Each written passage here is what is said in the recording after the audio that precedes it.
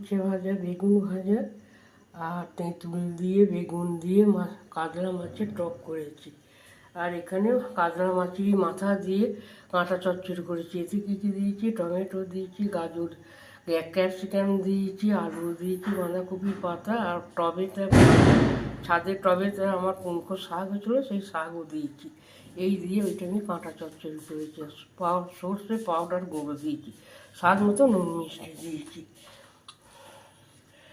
আর cameraman সারাদিন না থাকার জন্য এই মাত্র ঢুকলো, তাই জন্য আমি এটাকে এতক্ষণে যখন বিকেলে রান্না করেছি আপনাদেরকে তখন দেখাতে পারিনি। ক্যামেরাম্যান এই মাত্র ঢুকলো, ঢুকে হাত পা ধুয়ে জামা কাপড় চেঞ্জ করে আমি বললাম আগে দেখিয়ে দেওয়া।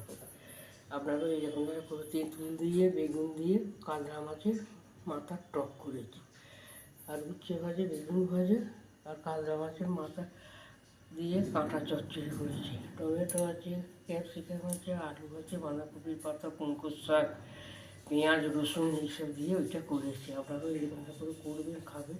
আমাকে লাইক করবেন, সঙ্গে থাকুন, সাথে থাকবেন, পাশে থাকুন, কমেন্ট করবেন। আর যারা নতুন আমার রান্নাঘরে আসছেন, তারা দেখছেন, তারা যেন অবশ্যই আমাকে সাবস্ক্রাইব করবে, করতে যেন ভুলবেন না, আর একবার করবেন। আর কেমন হয়েছে আগে রান্নাগুলো দেখে আপনারা বলবেন যেন আমাকে, তাহলে আমি আরও ভালো রান্না নিয়ে এগোবো। আর আপনারা আমার সাথে থাকবেন। এইসব যেরকম কালার হয়েছে একদম, মানে বিকেলে করেছি, এখনও গরম রয়েছে, এগুলোও রয়েছে, টকটাও তাই। এই কিছুক্ষণ আগে সব নামিয়ে এতক্ষণে করছি।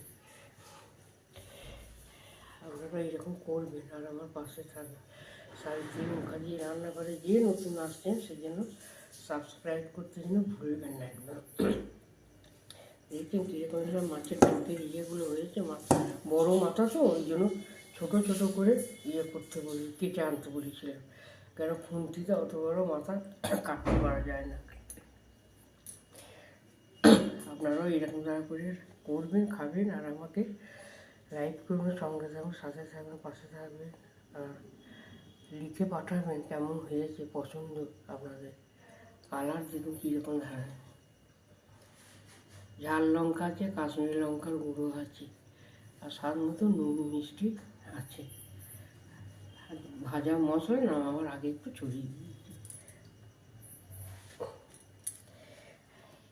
এই যে উচ্ছেগুলো উচ্ছে ভাজা এখনকার দিনে খুব ভালো ভাজতে হয় না, উচ্ছে একটু কাঁচা কাঁচা ভেজেই খেতে হয়, আমিও তাই করি।